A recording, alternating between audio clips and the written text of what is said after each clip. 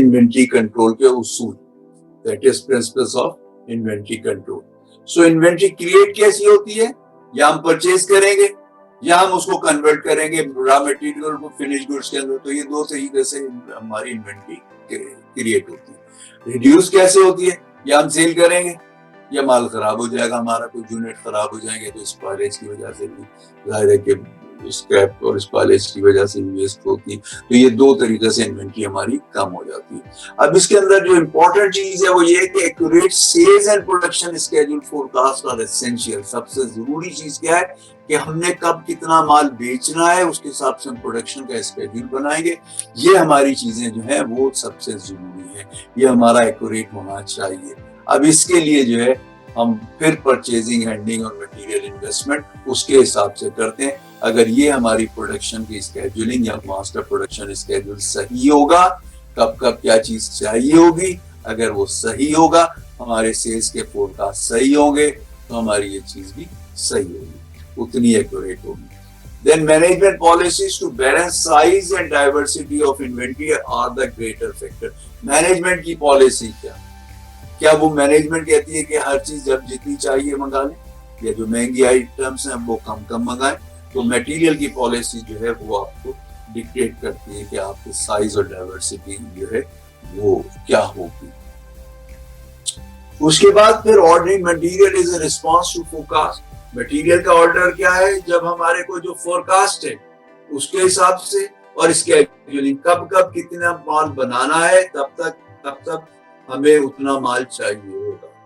So inventory records alone do not achieve inventory control.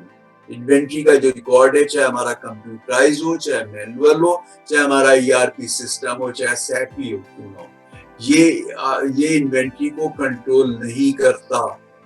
इसको physically इसको administer करना पड़ता है। किसी ना किसी को ये जिम्मेदारी फिजिकली देख के देनी पड़ती है कि कोई चीज कहीं खराब ना हो, गलत ना पड़ी हुई हो। तो टॉप मैनेजमेंट के किसी ना किसी बंदे को फैक्ट्री के अंदर अपने विजिट के अंदर हर जगह का विजिट करे, चाहे वो प्रोडक्शन डिपार्टमेंट हो, चाहे स्टोर्स हो, जहां जहां भी माल इस्तेमाल हो रहा है या पड़ा है, उसको डेली उसको देखे, और उसको जब तक हम उसको कंट्रोल नहीं करेंगे फिजिकली, तब तक कंट्रोल नहीं होगा। तो ये ऑटोमेटिक सिस्टम नहीं है कि हम कंप्यूटर से चीजों को कंट्रोल कर लें। उसके बाद फिर ये है कि कंट्रोल जो है that is comparative and relative, not absolute. ये कंट्रोल हतमी नहीं है, ये कंपैरेटिव है। पिछले साल या पिछले महीने हमारे पास कितना स्टॉक था, इस महीने कितना स्टॉक है। जब हम कंपेयर करेंगे तो हमें पता लगेगा कि हम सही जा रहे हैं या हम गलत जा रहे हैं। तो जब तक हम चीजों को कंपेयर नहीं करेंगे, तब तक हम नहीं बता सकते कि हम एफिशिएंट है या इनएफिशिएंट है। तो दो पीरियड्स को जब हम कंपेयर करते हैं, या प्रोडक्शन के हिसाब से फिर हम उसको कंपेयर करते हैं कि प्रोडक्शन इतनी थी और उसका कितने परसेंट इन्वेंट्री थी। इन्वेंट्री की परसेंटेज बढ़ी है तो हम इनएफिशिएंट है, इन्वेंट्री की परसेंटेज कम हुई है तो हम एफिशिएंट है। सो ये जो है कंपैरेटिव है। उसके बाद हम आ जाते हैं इंस्पेक्शन प्रोसीजर के ऊपर आ जाते हैं कि जब चीज आएगी तो उसको इंस्पेक्शन करना है तो किस तरह से करना। एक तो verify contents of order received with requisition, जो हमने ऑर्डर प्लेस किया था उस पे देख लें और उसके साथ कंपेयर कर लें, जो चीज क्वांटिटी आई है और जो कंटेंट्स हैं उसको देखें। Check integrity of received supplies, उसकी क्वालिटी को भी देखें। ठीक है, जैसे मैंने कहा कि क्वालिटी मुख्तलिफ तरीके से देखी जा सकती है। एक तो स्टोर वाला फिजिकली देख सकता है, डिपार्टमेंट का कोई बंदा या मैनेजर देख सकता है, प्रोडक्शन डिपार्टमेंट का, जिस प्रोडक्शन डिपार्टमेंट के लिए चीज आई है, या नहीं तो फिर लैब से चेक होगी। तो इसकी क्वालिटी को चेक करना होगा। फिर डेट ईच आइटम, हर आइटम की डेट उसके ऊपर डली होनी चाहिए या आप खुद डाल दीजिए। तो जो पुराना स्टॉक है जो वो पहले इस्तेमाल कीजिए, नई चीज आप बाद में इस्तेमाल कीजिए, तो उसके ऊपर note expiration date, expiration date को खास तौर पे ख्याल रखना है और उसको हमें देखना है। अगर जो बाद में चीज आई है उसकी एक्सपायरी पहले है तो हम पहले उसको इस्तेमाल कर लें, बाद में आने वाली चीज हम एक्सपायरी को देखें। उसके बाद फिर हम लॉट नंबर के हिसाब से माल को रखते हैं। अगर हम देखें जैसे धागा है, अगर 2 लॉट नंबर का धागा मिक्स हो जाए तो वो ड्राइएबल नहीं होता, उसका कलर कभी भी ठीक नहीं होगा, उसके अंदर कलर के अंदर जो है वो मार्क आ जाएंगे जिसको हम धारी पट्टा कहते हैं, तो वो प्रॉब्लम हो जाएगा। तो इसलिए लॉट नंबर के हिसाब से हर लॉट का माल अलग रखना चाहिए और उसको एक लॉट को एक साथ या उसको एक दफा पहले इस्तेमाल कर लें, जब वो खत्म हो जाए तो दूसरी लॉट का माल इशू करें। Store new shipment behind existing shipment, अभी जो माल पड़ा है इसके पीछे, जब नई लॉट आए उसके पीछे रखें, उसके बाद जो लॉट आए उसके पीछे रखें, तो आपको आगे जो माल पड़ा होगा वो पुराना होगा, उसको पहले आप इस्तेमाल करेंगे, है ना। जैसे सब्जी गोश्त और मछली वाले करते हैं कि पहला वाला जो है पुराना माल वो उसको आगे रख देते हैं ताकि वो पहले इस्तेमाल हो जाए, और घरों में भी हम इसी तरह इस्तेमाल कर रहे होते हैं, तो फैक्ट्री में भी इसी तरह से करना होगा। देन क्रिएट, अगर पहली दफा चीज आई है तो नया अकाउंट बन जाएगा, और अगर पुरानी चीज है तो अपने रिकॉर्ड को अपडेट कर लीजिए। सो ये क्रिएट या अपडेट हम उसको करें। सबसे बड़ी बात ये है कि इसके अंदर, उसके बाद फिर हम आ जाते हैं ये प्रॉपर स्टोरेज इन्वेंटरी के ऊपर आ जाते हैं, किस तरह रखना, उसको clean, organised and locked store room में करें, साफ हो, ऑर्गेनाइज हो, तरीके से चीजें पड़ी हो, ताकि जब जो चीज चाहिए आपको मिल सके वो।